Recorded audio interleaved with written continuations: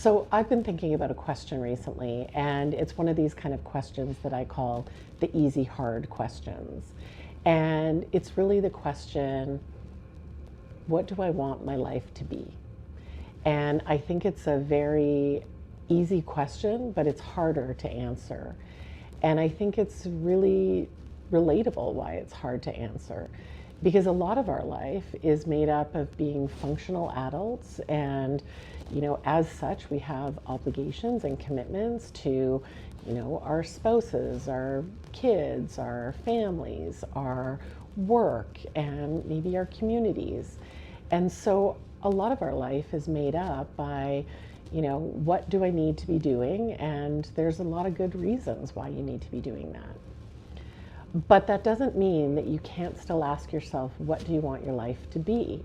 And I think it's important that you pause and try and define that and have some sort of cadence in your life about defining that for yourself. So I'm not talking about making giant, changes, picking up and moving to Europe, although, a trip to Paris every now and then, that sounds good. But I am talking about thinking about, how do you want your day to day to feel? How do you want your week over week to feel? What do you want more of in your life? What could you do with a little less of? And really giving yourself that moment to think about those questions.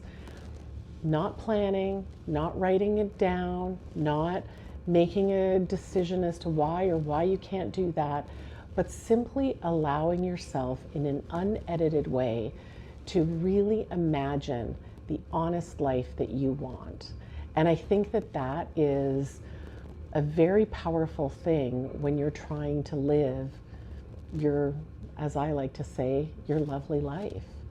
So whether it's 10 minutes or an hour and a half, whether it's the next week or over the next month, I encourage you to sit down and think in that, let your imagination go.